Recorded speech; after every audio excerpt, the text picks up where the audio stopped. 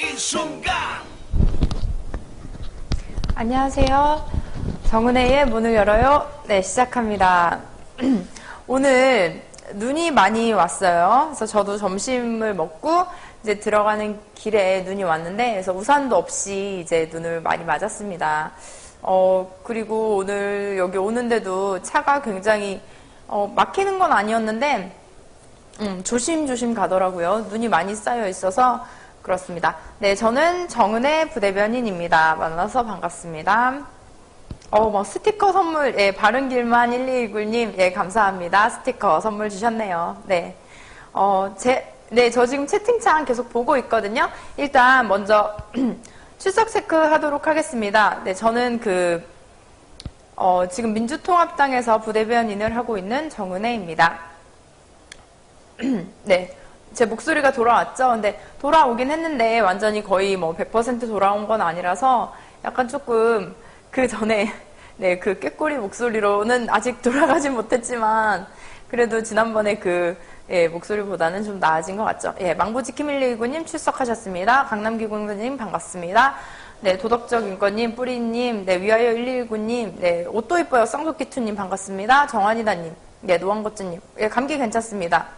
정라임, 네, 어제 제가 길라임 얘기를 했죠. 예, 길라임, 예, 감사합니다. 기억하시네요. 예, 닭깎지 마세요님, 교현 청년님 반갑습니다. 오우님, KOR 초보님, 예, 드래곤 마운틴님, 네, 스타 양념통닭님, 예, 어젠 또, 예, 용인 아찌님, 예, 반갑습니다. 출석 체크 부르다가 완전 하루가 다가도 저는 부를까요? 예, 오직만뿌님 반갑습니다. 네. 오, 4대 미녀. 제가 어제 3대 미녀 얘기를 했죠. 근데 4대 미녀에 저를 넣어주셨네요. 감사합니다.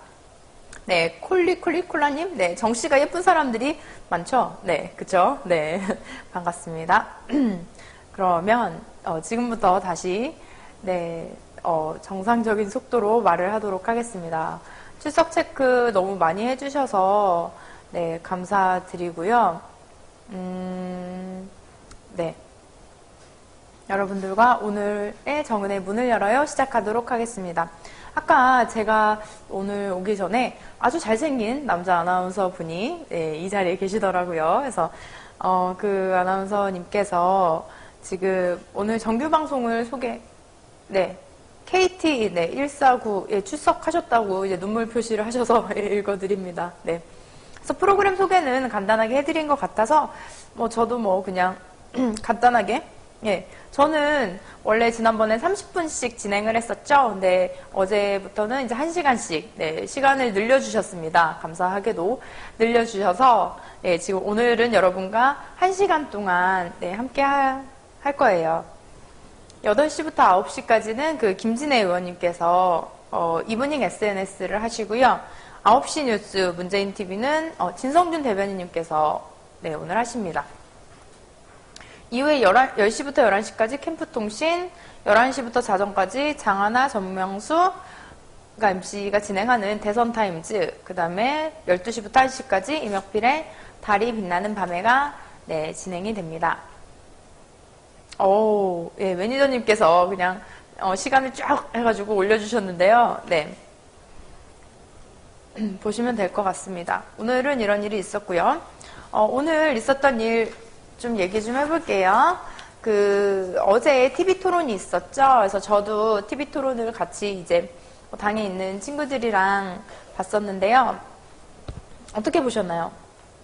TV 토론 이야기들 많이들 하셨죠. 저도 오늘 보니까 패러디한 그런 만화라든지 사진, 그림들도 되게 많이 인터넷에서 다니고 있고, 특히 어제 사실은 이정희 후보의 그 발언들을 이렇게 모아놓은 그런 동영상들도 제가 봤고요. 그래서 그쵸? 다카키 마사오 같은 경우는 1위였죠. 그래서 네이버 실시간 검색 순위 1위에 계속 있더라고요. 그래서 다카키 마사오가 누군가 그런 생각도 했었고, 저도 약간 좀 많이 놀랬습니다, 어제. 예, 그래서 어제 너무 거침없는 발언을 해주셨죠. 일단, 다카키 마사오에 대해서 잠깐 얘기를 하면요.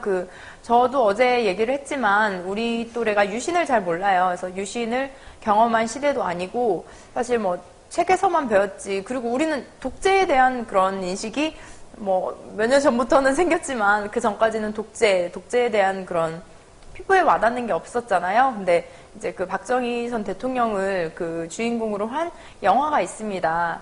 유신의 추억이라는 영화가 있는데요. 어느 정도 약간 다큐멘터리의 느낌도 나고, 우리가 몰랐던 유신이랑 또 특히 인혁당 사건에 대해서 잘 나와 있으니까요. 네. 시간 되시는 분들, 또 가능하시고 또 관심 있으신 분들은, 유신의 추억이라는 영화 꼭 봐주셨으면 좋겠습니다. 요새 그런 영화들 너무 많죠. 네. 유신의 추억도 있고, 또 뭐가 있죠? 26년도 개봉을 했고, 예, 남영동 1985도 개봉을 했죠. 그런 영화들 좀 보면 좋을 것 같아요. 되게 좀 보기에 어려워요. 마음이 무겁고, 사실 저 같은 경우도 아직 남영동이나 26년은 보지 못했는데, 그 보면은 굉장히 마음이 무겁다고 하더라고요. 그래서 일단 우리가 유신의 추억, 이 영화는 사실 무겁다곤 하지만 어떻게 보면 그 당시의 상황을, 실제 상황을 다큐멘터리처럼 표현을 한 영화이기 때문에 여러분들이 보시기에 좀 그렇게는 막 불편하진 않으실 거예요. 그러니까 유신의 추억 봐주시고, MB의 추억도 봐야 되는데 저는 아직 못 봤거든요. 그래서 MB의 추억 같은 경우도 예고편 봤을 때는 굉장히 좀 의미 있는 영화였어요. 그래서 MB의 추억도 저도 한번 볼 생각입니다. 근데 이제 우리 어제 문재인 후보의 그 TV 토론 관련해서 좀 아쉬워하시는 분들이 많았어요. 그래서 너무 좀 존재감이 없었다, 아니면 너무 우유부단한 거 아니냐, 뭐 이런 말씀도 많았는데, 여러분들은 그 문재인 후보의 TV 토론 태도라든지 또 발언 등에 대해서 어떤 생각을 하셨나요? 사실 여기에 지금 문재인 TV를 같이 시청하시는 분들은 문재인 후보님을 지지하는 분들이 저는 많다고 생각을 하는데요. 네, 잘하셨다고 뭐 말씀하고, 적당히, 네, 네, 너무 신사였다, 얌전하셨다, 뭐 그런 얘기들이 좀 많네요. 비판은 하되 비난은 하지 맙시다. 굉장히 좋은 말이네요. 그래서 정당한 비판, 특히 네거티브를 하지 말자 이런 얘기를 많이 했었는데, 박근혜 후보 측에서는 직접 네거티브를 좀 많이 했죠. 뭐 아들 문제라든지 뭐 그렇게 개인적인 그런 네거티브, 근거 없는 얘기들을 많이 했습니다. 근데 이제 우리 후보님 입에서는 그런 얘기가 안 나왔었죠. 당에서도 계속적으로 얘기를 하는 것이 뭐냐면, 후보님은 절대적으로 네거티브를 하면 안 된다. 후보님은 항상 국민들에게 비전을 제시하고, 사실은 참여정부의 과오가 있었다면 철저히 반성을 하고, 또 앞으로의 미래가 어떻게 될지 또 정책으로 국민들 앞에 이렇게 검증을 받는 과정, 그 과정이 있어야 된다라고 얘기를 하거든요. 그래서 뭐 문 후보님 같은 경우는 절대 네거티브 발언을 하지 않았습니다. 근데 어제 또 박근혜 후보는 또 그렇지 않았고요. 또 이정희 후보가 우리가 생각했던 것보다 좀 더, 좀 뭐라고 해야 될까요? 좀 생각했던 것보다 더 이제 좀, 이게 좀 말이 어렵네요. 아무튼 더 좀, 저는 사실 좀, 속이 시원했는데요. 네. 그래서 방송에서 했던 말들이 뭐 수위나 이런 것들은 좀 이제 그런 논란도 있긴 한데, 저는 사실 모르겠네요. 네, 그 말 듣고 틀린 말이 있었나요? 잘못된 말이나 특히 그런 거 있었죠. 그 박근혜 후보가 전두환 전 대통령에게 6억을 받았다. 그래서 6억이 지금 돈으로 환산하면 300억 정도에 되는 돈이다. 음마 아파트 30채를 살 수 있다고 하죠. 그래서 저도 이정희 후보가 그렇게 허위 사실을 유포했다고 생각하지는 않습니다. 어제 말했던 것이 300억 정도 되고요. 음마 아파트 30채 정도에 되는 돈을 받았다고 하는데, 박근혜 후보는 나중에 대통령이 되면 돌려주겠다, 이런 말을 했죠. 지금 돌려주면 안 되나요? 네. 그리고 또 저도 약간 어제 놀랬던 게, 새누리당에서 여지껏 그 18대 국회 때부터 계속 있었던 문제죠. 그 쌍용 자동차의 그 비정규직 노동자들 또 해고했던, 정규직 노동자까지 해고했던 그 문제에 대해서 여지껏 침묵했잖아요. 그 쌍차 한번 방문을 하지 않았었는데, 어제인가요? 그 새누리당에서 당에서 결정을 했더라고요. 대통령 선거가 끝나는 대로 국정감사, 국정조사를 하겠다, 이렇게 말을 하는데, 왜 지금 못하는 거죠? 지금 아니구나. 사실은 지난 18대 때 민주당 굉장히 힘들었어요. 그때 우리 당이 한 87석 정도였고요. 거의 뭐 새누리당이 100 몇 석이에요, 그러면? 거의 뭐 160석, 막 이렇게 많은 의석을 얻고 있었는데, 그럼에도 불구하고 쌍용차 한번 방문하지 않았으면서, 이제 대통령 선거 한 달도 안 남았죠. 보름 남겨놓고 갑자기, 네, 대통령 선거가 끝나면 뭐 국정감사, 국정조사를 하겠다라고 얘기를 하는 게, 약간 조금 굉장히 더 진정성이 느껴지지 않는, 네, 그런 발언이었다고 생각합니다. 사실 사람이라는 게 뭐 개인이 좋고 싫고 나쁘고 뭐 성격이 좋고 나쁘고 이런 것들도 뭐 대통령이 되는 자질 중에 하나겠지만, 정책이라는 거, 그 다음에 약속이라는 거는 한번 했으면 지키려고 노력했던 것이 있어야 되고, 사실은 뭐 좌절했다가라도 꾸준히 지키려는 의향이 있었는지, 의지가 있었는지도 중요하거든요. 근데 쌍차 같은 경우도 저는 의지 없었다고 생각하고, 반값 등록금도 2006년부터 계속 말했는데, 네, 그저께 같은 경우는 새누리당에 들어왔던 학생들을, 또 반값 등록금을 주장했던 대학생들을 끌어내리기도 하고, 굉장히 좀 모순적인 태도였다고 생각합니다. 너무 이 얘기를 좀 오래 했네요. 그래서 일단 우리 후보님께서 어제 이제 토론을 그래도 성공적으로 잘 마치셨고, 앞으로의 2번의 토론이 더 남아있죠. 그래서 그 토론 이외에도 우리가 계속 주장을 하고 있어요. 민주당에서는 더 이상, 진짜 매일매일 토론해도 모자란데, 그래서 토론을 더 하자라고 계속 주장을 하고 있는데, 어떻게 될지 모르겠네요. 일단 뭐 당에서 공식 논평은 이명박 정부의 뭐 대북 정책 부재에 대한 게 얘기가 너무 없었다. 그리고 국민 검증을 보장할 양자 토론이 필요하다. 뭐 이런 얘기들도 있었네요. 그렇습니다. 토론 얘기는 이 정도로 하면 되나요? 토론에 대해서 더 이상 얘기하고 싶은 게 있으신 분들은 글을 좀 남겨주세요. 궁금했던 점이나 아니면 뭐 이런 거는 꼭 얘기하고 싶습니다. 토론에 대해서 한번 얘기해보고 싶습니다. 라는 게 있었나요? 웅미 선배님, 이제 새누리당이 먼저 양자토론 주장할 듯, 네, 이런 글을 남겨주셨는데요. 정말 이렇게 가다가, 네, 3자 가는 게 불리해서 오히려 양자토론을 주장하지 않을까 싶기도 하네요. 그런 생각도 있고. 오늘 조국 교수님이신가요? 그 트위터에 그런 글을 올려주셨더라고요.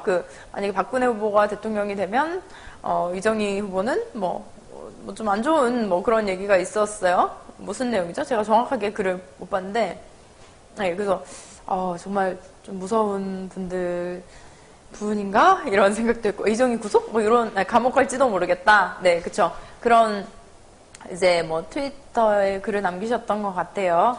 그래서 그렇습니다. 조국 교수가 박근혜 당선되면 이정희 감옥 갈 듯, 이런 글을 남겼다고 하네요. 오늘 아침에는 선대 본부장단 회의가 있었습니다. 지난번에 민주통합당의 공동선대위원들이 모두 다 사퇴를 했고요. 그 전에 이제 선대위원장 자리가 공석이었어요. 그래서 공석이었다가 월요일에 안철수 후보가 사퇴 선언을 하고, 그 다음에 아니다. 월요일이 아니죠. 죄송합니다. 네. 화요일에 안철수 후보가 사퇴 선언을 하고, 오늘이 수요일이죠. 어제 저녁에 어제 오후쯤에 그 민주통합당의 공동 선대본 맞나요? 선대본? 본부장들이 이제 3분이 이제 선임이 되셨는데, 이인영, 박영선, 그 다음에 김부겸 의원께서 본부장이 되셨고요. 선대본부장이 되셨고, 그 다음에 상임 고문으로 정세균 전 대표님이 되셨죠. 그래서 오늘 아침에 회의가 있었어요. 그래서 저도 아침에 회의를 들어갔었는데요. 문재인 후보님도 오시고, 그 다음에 이인영, 박영선, 김부겸 의원님, 그 다음에 정세균 상임 고문님까지 다 한 자리에 모이는 자리였습니다. 그 자리에서 문재인 후보님께서는 그 얘기를 하셨어요. 확실히 국민을 믿고 역사를 믿고 나아가겠다. 또한 요새 유세 현장을 많이 다녀서 국민들을 만나고 있는데, 특히 젊은 사람들 층에서는 그런 변화의 흐름이 시작되고 있는 것 같다라는 말씀을 하셨습니다.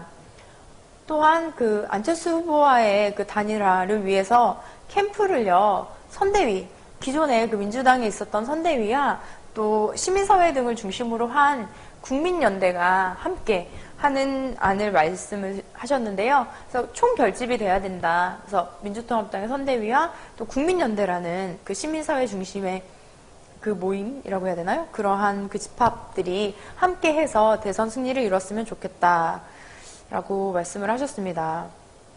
그리고 이제 정세균 전 상임고문님께서는 그 민주캠프를 총괄하실 거라고 말씀을 하셨고요.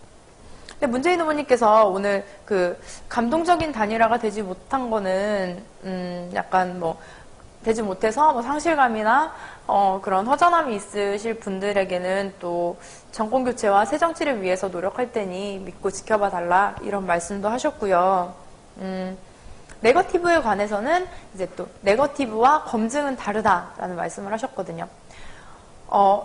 만약에 장관을 뽑는다고 치죠. 장관을 뽑으면 뭘 하죠? 장관 뽑을 때 뭐 장관을 뽑게 되면 청문회를 하죠. 그래서 인사청문회를 하게 돼서 그 장관이 뭐 여지껏 장관 그 설이라고 하죠. 그렇게 장관에 임명이 되려고 올라왔던 사람을 뭐 어렸을 때부터 뭐 군대는 제대로 갔다 왔는지 제일 중요하죠. 대한민국에서는. 그리고 재산 형성 과정에서 불법이나 뭐 탈세나 그런 것들이 있었는지 또 뭐가 있죠? 그다음에 뭐 위장 전입, 뭐 또 학력 위조 이런 검증들을 하게 됩니다. 그거는 이제 인사청문회에서 국회의원들이 하게 되는 거죠. 질의를 통해서 또 자료를 조사를 통해서. 하지만 선출직은 그런 과정이 없어요. 그러니까 임명직은 그런 청문회 과정이 있는데 특히 고위공직자, 대통령도 굉장한 고위공직자인 거죠. 선출직이라고 하면 그런 청문회 과정이 없습니다. 이제 그런 것도 한번 있는 것도 좋을 것 같긴 해요. 근데 그렇기 때문에 선출직 같은 경우는 선거하는 과정 속에서 그런 검증이 자체적으로 돼야 되는 거거든요. 그것은 이제 반대편 후보로부터 아니면 뭐 어떤 시민사회나 다른 분들로부터의 그런 검증 과정이 필요한데요. 그 검증과 네거티브는 분명히 다른 거거든요. 그래서 네거티브라 하면 어떤 게 있을까요? 일단은 근거 없는 것, 근거 없이 그냥 얘기를 하는 것, 그것은 네거티브라고 할 수 있고, 또한 정말로 뭐 모르겠네요. 막 왠지 막 개인적인 뭐 너무나 사생활? 근데 약간 정치인들은 좀 사생활이 없는 것 같기도 해요. 네, 뭐 미국에서 이제 클린턴 대통령이 뭐 그런 개인적인 뭐 성추문 사건이라든지 이런 걸로 인해서 또 탄핵의 대상이 되었기도 하니까요. 정치인들은 그런 개인적인 부분까지도 사실은 다 공개가 되는 그런 직업일 수밖에 없다는 생각을 합니다. 그래서 이제 네거티브 같은 것은 안 했으면 좋겠다. 뭐 그런 말씀을 오늘 하셨어요. 그래서 뭐 오늘 되게 좋은 말씀들이 많았는데 제가 한 가지 박근혜 후보에 관련해서 그런 얘기를 하고 싶어요.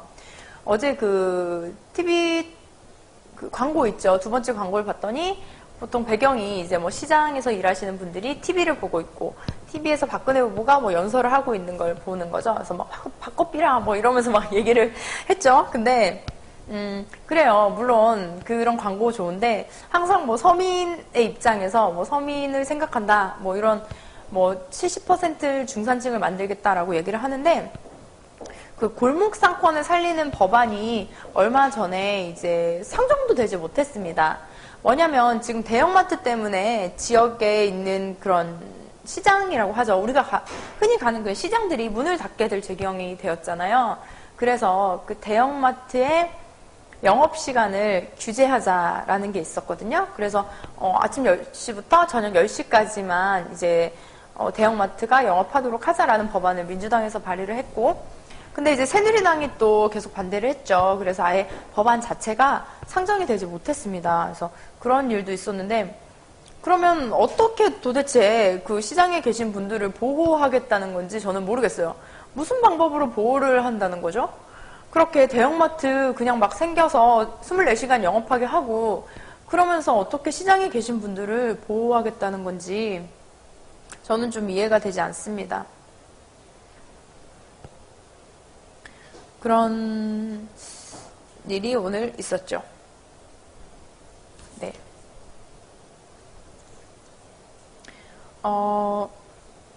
오늘 또 문재인 후보님께서 오늘 낮에 그 서울시립대를 방문하셨어요. 그래서 서울시립대 같은 경우는 굉장히 상징적인 곳이죠. 박원순 서울시장이 이제 취임이 되고 나서 이제 서울시립대 등록금이 반값이 됐습니다. 그래서 시립대 같은 경우는 정말로 등록금 고지서에 있는 액수가 반값이 되었죠. 그리고 특히 만약에 장학금을 받은 학생이 있을 경우에는 뭐 영원 고지서도 있다는 얘기는 제가 들어봤거든요.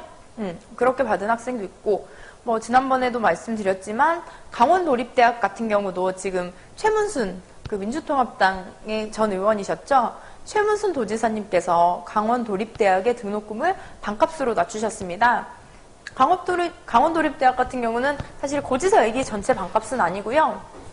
최문순 도지사님께서 그 실제적으로 등록금을 내릴 수 있도록 여기저기서 많은 방안을 만드셨더라고요. 그래서 뭐 도에서 지원되는 장학금, 또 뭐 어딘가요? 뭐 어쨌든 뭐 계속 지원되는 장학금들을 거기에 포함을 해서 전반적으로 그 4년제 대학교 같은 경우도 한 반액 정도를 줄고, 또 2년제 대학도 네, 등록금이 많이 줄었다고 합니다.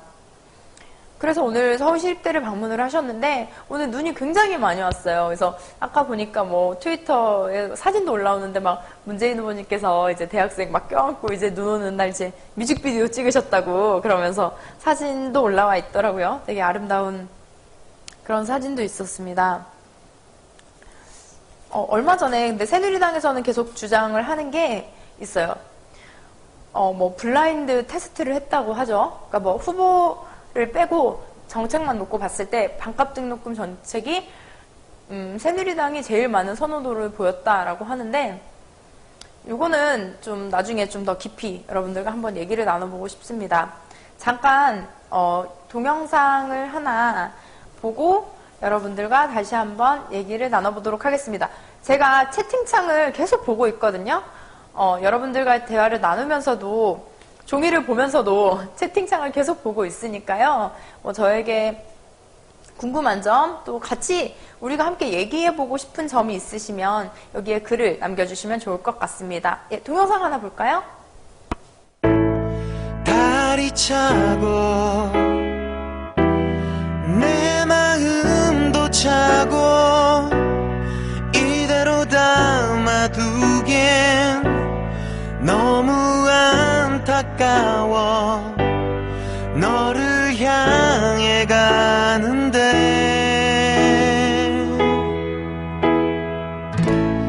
다른 내게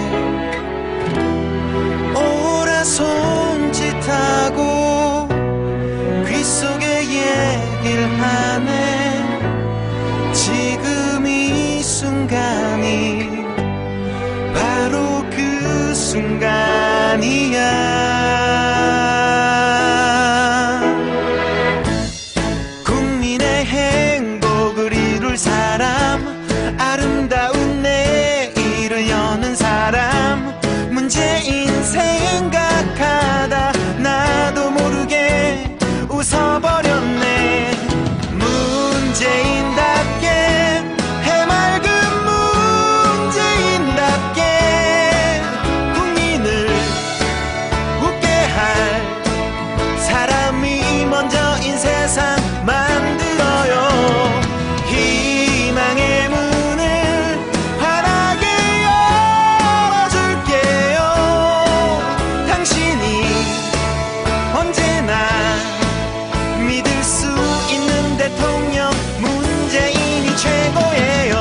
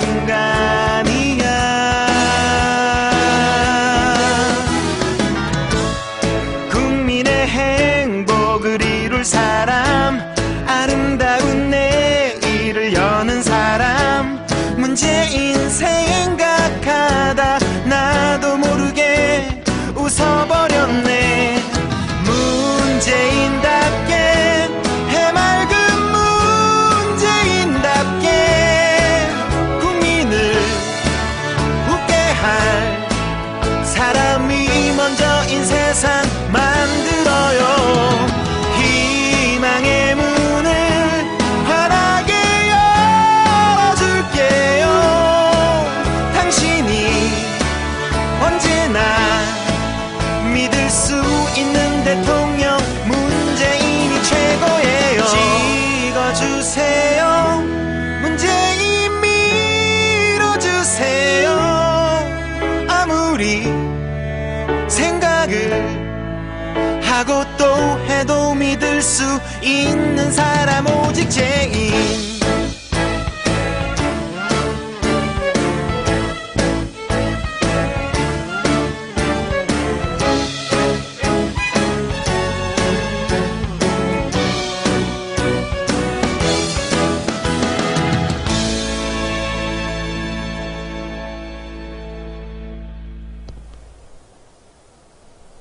네, 언제 들어도 노래가 좋네요. 네, 좋습니다. 이거 좋고 제가 어제 여러분들과 수화로 배워봤던 거 기억나세요? 그래서 뭐 기회는 평등해야 되고 과정은 공정해야 되고 결과는 정의로워야 됩니다. 라고 얘기했던 그 사람이 웃는다. 문재인 후보의 그 선거송이죠. 그래서 사람이 웃는다에 대해서 여러분들에게 여러분들과 함께 얘기를 해봤었죠. 사람이 웃는다, 사람이 먼저다. 제가 좋아하는 노래고 또 캐롤송도 있어요. 그래서 캐롤송도 좋고 요새 저는 자꾸 집에서 자거나 아니면 자고 일어나거나 걸어 다닐 때 계속 뭐라고 그래야 되죠? 유세할 때 나왔던 노래가 계속 머리에서 하루 종일 나와요. 그런 날 있죠. 되게 한 노래만 막 생각이 나고 생각 안 하려고 해도 계속 생각이 나는 그런 날이 있는데요. 저는 요즘 계속 그 후보님의 노래들이 전부 다 막 짬뽕? 여러 가지가 섞여가지고 계속 제 뇌에 지나가고 있습니다. 네. 세대를 당한 건가요, 제가 노래에? 여러분들께 잠깐 광고 말씀 좀 드릴게요. 제가 지금 민주당 청년위원회에서 정책 관련된 일을 하고 있다고 말씀을 드렸는데요. 그거는 이제 좀 이따가 여러분들과 함께 얘기를 나눠보고요. 투표 참여 관련해서 이번 주에 투표 참여 운동을 하러 제가 거리를 나갑니다. 이번 주 금요일이거든요. 금요일에도 눈이 온다고 하는데 잘 모르겠네요. 금요일에 홍대에 오시면 저를 만나실 수 있습니다. 네. 금요일 홍대. 그리고 사실 저는 제가 가는 곳은 후보님이 가는 일정처럼 막 그렇게 사람들이 많이 몰리고 하지 않기 때문에 저와 1대1로 얘기도 하실 수 있고요. 저랑 좀 오랫동안 함께 계실 수 있거든요. 그러니까 만나실 수 있는 분들은 그날 오시면 좋을 것 같아요. 이번 주 금요일이거든요. 금요일에 저녁 7시부터 8시 반까지 제가 홍대에 있을 겁니다. 홍대 길에서 홍대 길거리에서 투표 독려 운동을 할 건데요. 제가 한번 정확하게 위치를 알려드릴게요. 홍대 문화의 거리 있죠? 홍대 문화의 거리에, 클럽은 아니고요. 클럽을 가는 것도 저는 괜찮다고 생각을 했는데 이게 보니까 실내에서는 좀 안 되나 봐요. 그러니까 되게 날씨가 춥잖아요. 그래서 지하철역에서 유세 활동을 하려고 했는데 그게 선거법상 걸린다네요. 그래서 지하철역 같은 데서도 이제 안녕하세요, 문재인 후보, 지지해주세요, 찍어주세요, 이런 말 하는 것도 안 되고, 그래서 클럽으로 가고 싶지만, 밤과 음악 사이, 이런 정말, 공감대가 형성이 되는 우리 세대의 밤과 음악 사이, 이런 걸 말하면 안 되나요? 아무튼, 그런 곳에 가고 싶지만, 그렇게는 안 되고요. 그런 곳은 갈 수 없고, 저희가 이제 밖에서는 이제 가능하다고 하더라고요. 그래서, 그리고 이제 투표 독려 운동을 할 겁니다. 그래서 일단은 사실은 당색을 드러낼 건 아니고요. 또 그것도 아세요? 선거법상 투표 독려 운동을 당색을 가지고 또 하면 안 돼요. 그래서 당색을 배제한 채로 저는 그냥 녹색 옷만 입고 나가서 민주당이라는 걸 말 안 하고 이제 투표 독려 운동을 할 계획입니다. 시간 되시는 분들 아니면 그 시간에 불금을 홍대에서 보낼 계획이 계신 분들은 잠깐 들리셔서 저희 그 청년들 일하는 데 와서 한번 응원의 말씀 한번 부탁드립니다. 이번 주 금요일이고요. 네, 저녁 7시부터 8시 반까지 홍대, 네, 홍대 문화의 거리에서 오시면 저를 만나실 수 있습니다. 네. 한 가지 더. 여기 함께 그 방송을 시청하시는 분들 중에 부산에 사시는 분 계신가요? 부산. 부산에 사시는 분 계신가요? 부산이요, 부산. 네, 손 드셨네요? BC 심플님. 부산 사세요? 그자의 목적. 네. 예, 서면 사시는 분도 계시네. 반갑습니다. 네. 부산, 많으신데요? 부산, 네, 100점 만점님도 부산에 사시네요. 저도 부산에 있는 대학교를 나왔어요. 그래서 부산에 있는 신라대학교를 나왔습니다. 원래 신라대학교는 그 전에는 부산여자대학교였거든요. 그래서 잘 모르시는 분들도 많은데, 네, 그 학교를 나왔고, 혹시 여기 동문은 없으시죠? 네, 동문 있으시면, 네, 동문 있으시면, 네, 제가 아이디 읽어드리고, 예, 하겠습니다. 네, 부산여대였고요. 그래서 신라대학교로 이제 97년도인가요? 8년도에 바뀌어서 그 전에는 선배가 다 여자밖에 없어요. 네. 그래서 남자 선배들이 그렇게 많지 않은 학교다. 네. 그렇게 말씀을 드리고요. 신라대학교는 네, 경주가 아니라 부산에 있습니다. 네, 경주, 네, 경주에 있다고 막 궁금해하시는 분들도 계신데 네, 부산에 있고요. 그 전에는 이제 부산여자대학교였어요. 그래서 부산을 내일 저는 예, 내일 제가 부산을 갑니다. 왜 부산 얘기를 꺼냈냐면 내일 저는 부산을 갑니다. 아침에 갔다가 저녁에 올 건데요. 파스텔 7층님 신라대는 사상이고 동아대는 하단이에요. 정확하게 집어주셨네요. 예. 사상구 계법동에 위치한 학교입니다. 그리고 제가 나온 그 신라대학교가 지금 문재인 후보님의 지역구이기도 하죠. 사상. 네, 사상 지역구에 있는 신라대학교를 나왔습니다. 네. 캐리 잘생긴 님, 예, 동문이에요? 뻥이에요? 네. 동문이면 학번이랑 과를 예, 적어주시기 바랍니다. 네. 부산을 가게 되는데요. 일단 저희 그 청년유세단이 있죠? 청춘불패 청년유세단이 지금 전국을 다닐 계획을 하고 있어요. 그래서 오늘까지는 서울이랑 수도권을 중심으로 많이 유세를 했는데요. 어제 제가 했던 그 수화 같은 경우도 이제 청년유세단, 청춘불패 유세단에서 지금 수화를 하고 있습니다.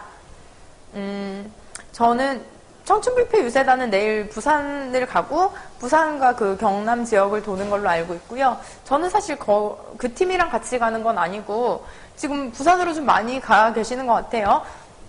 문재인 후보님 사모님께서도 지금 오늘 또 경남 지역에 계시고 내일은 부산에 가실 계획이라고 합니다.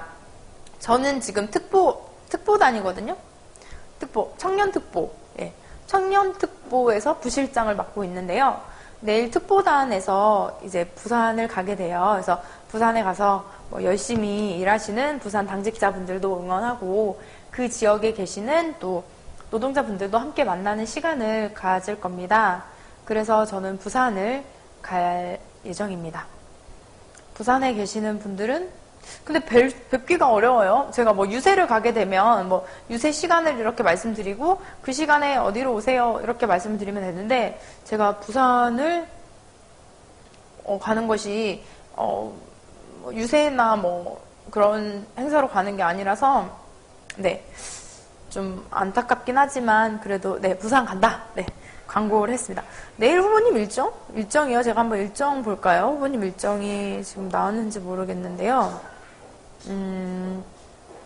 아직 일정이 안 나온 것 같은데요. 후보님 일정이 저한테는 내일 6시 내일 후보님께서 새벽 6시에 가락시장을 방문하시네요. 그래서 무배추 경매장에 내일 가락시장을 가시네요. 와, 새벽 6시에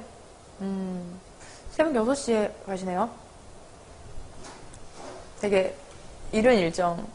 앞으로 이제 오늘이 14일이고요. 내일부터는 이제 13일이 남았죠. 그래서 그 남은 기간 동안 굉장히 더 많이 바쁘게 움직이실 거라고 생각됩니다. 네.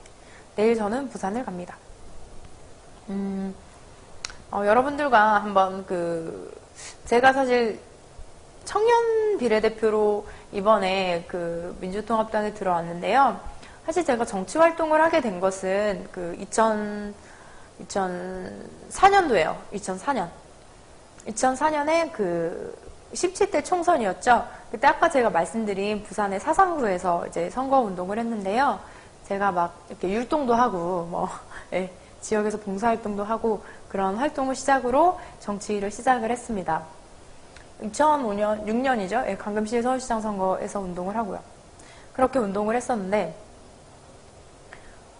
이번에 청년 비례대표로 선출이 되었고요. 근데 청년 비례대표를 왜 뽑았느냐라고 생각을 해봤을 때는 사실 저 또한도 어떻게 보면 안철수 현상의 수혜자라고 할 수 있을까요?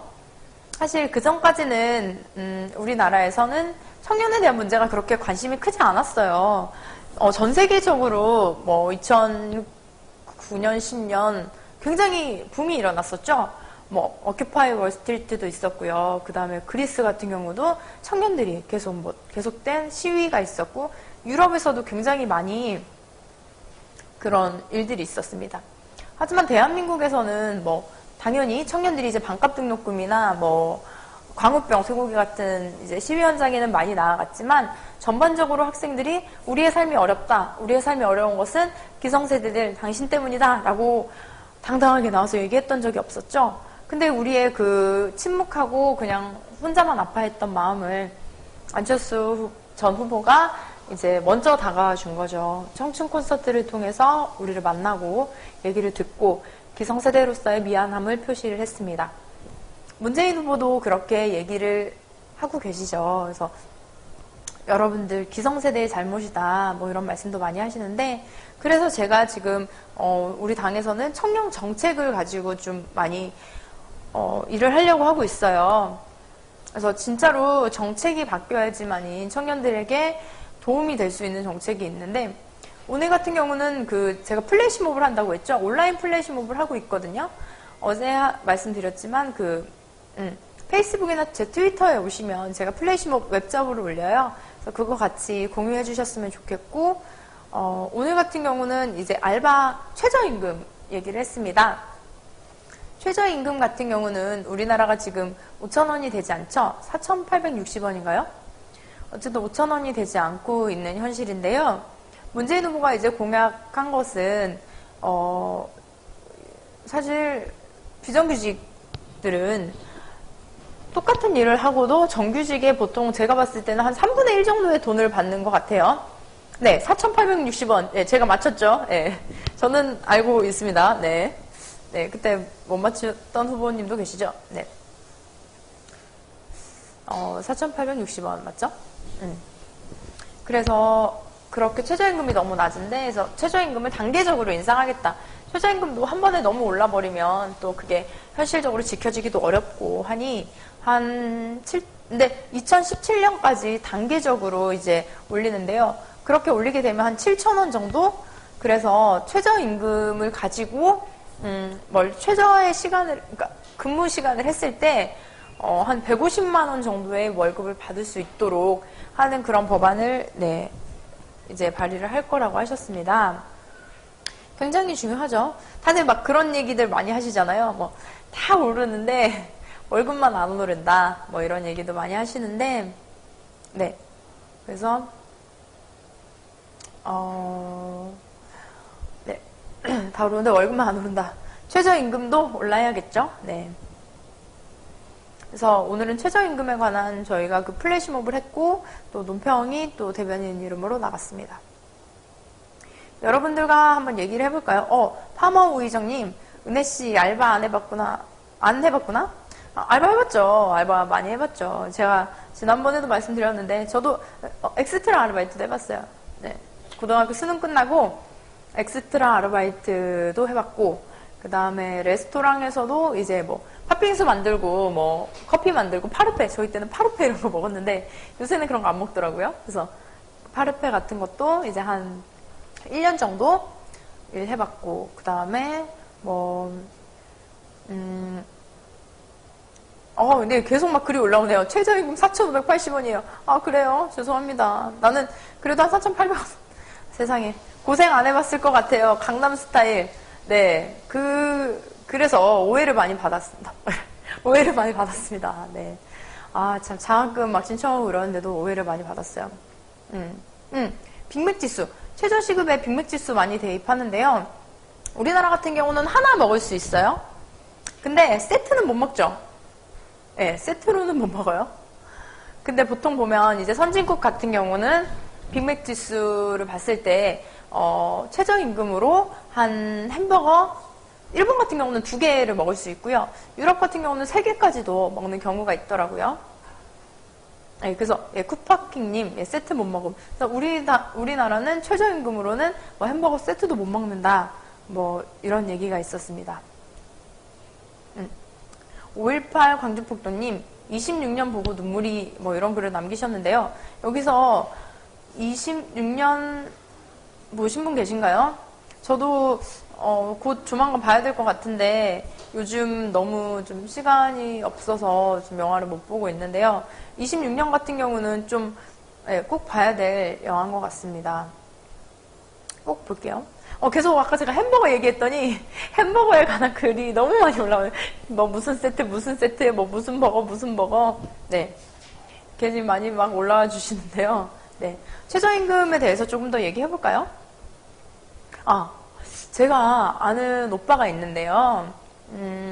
사실 뭐 그 오빠가 이제 일을 알아보려고 이제 뭐 공장 같은 곳을 좀 알아보려고 했나 봐요. 그래서 얼마 전에 그 다이소라고 있죠? 뭐 말해도 되겠죠? 다이소라고 되게 우리가 저렴하게 이렇게 물건을 살 수 있는 곳이죠. 다이소에서 그 분류하고 뭐 그런 일을 하는 그 공장에서 일을 하려고 이제 취직을 했습니다. 취직을 했는데, 딱 최저임금을 받고 일을 한다고 하더라고요.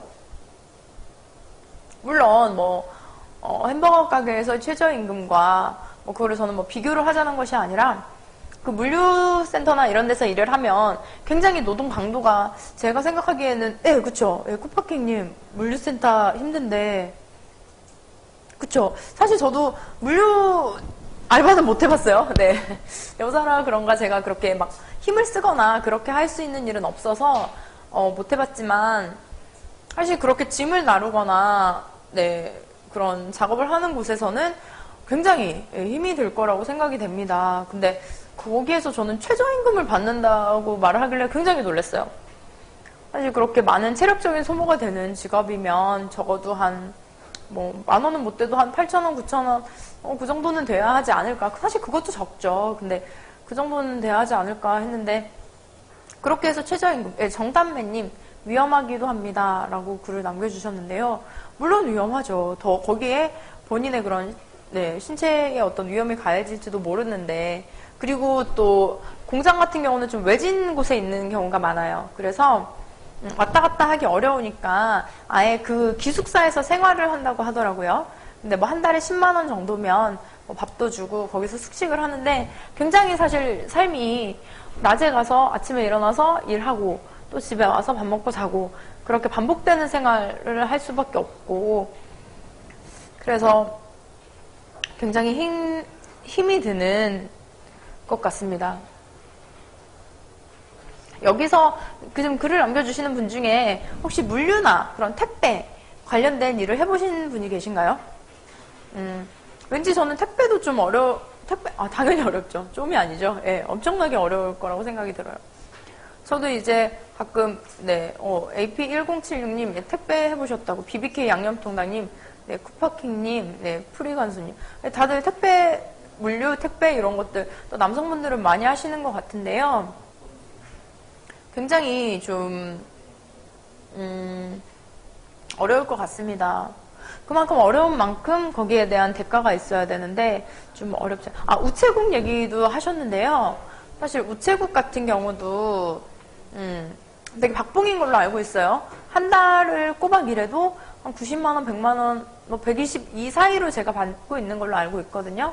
근데 우체국 같은 경우도 사실 주말이나 또 명절, 연말 이런 데는 굉장히 바쁘고 한데 약간 우리나라는 그런 게 있는 것 같아요. 좀 서비스업이라고 하죠. 사람이 하는 그런 직업에 있어서 좀 저는 월급이 아니죠. 어떻게 그 지불되는 비용이 굉장히 낮은 것 같습니다. 예를 들어 외국에서는 뭐 그런 얘기 많잖아요. 뭐 머리 한번 자르려면은 뭐 몇만 원이다. 파마하면 몇십만 원이다. 네, 죄송합니다. 그런 얘기들이 많이 있는데, 그리고 막 그런 얘기들도 있죠. 뭐 유럽에서는 뭐 하수도가 고장나서 뭐 사람을 불렀더니 뭐 몇십만 원을 달라고 했다. 뭐 이런 얘기들이 많아서 사실 뭐 외국 같은 경우는 보통 뭐 머리도 집에서 엄마가 잘라주고 집에서 고치는 것도 웬만하면 이제 뭐 아버지나 어머니가 이렇게 다 고치고 그렇게 하는데 12월 18일님 몸으로 하는 일의 값어치가 너무 약하긴 한 듯. 이게 딱 저도 같이 공감하는 내용인데요. 몸으로 하는 일이 굉장히 사람이 힘든 거거든요. 사실 정신적으로도 힘들고 육체적으로도 굉장히 피곤하고 힘든데 꼭 그게 있어요. 꼭 사람밖에 할 수 없는 일이에요. 서비스업이라는 게.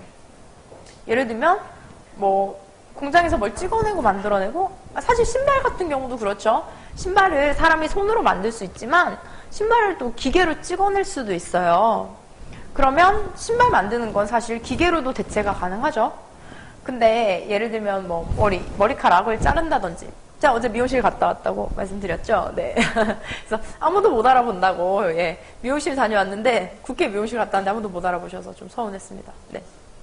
근데 사실 머리카락을 자르거나 파마하거나 이런 것은 사람이 할 수밖에 없는 일이잖아요. 그리고 뭐 정말 아까 뭐 배관공이나 뭐 이렇게 수리하시는 분들 그런 분들도 사람이 해야 되는 일이고 특히 저는 그 건설 현장에 계시는 노동자분들도 정말 사람이 아니면 할 수 없는 일들이 많거든요.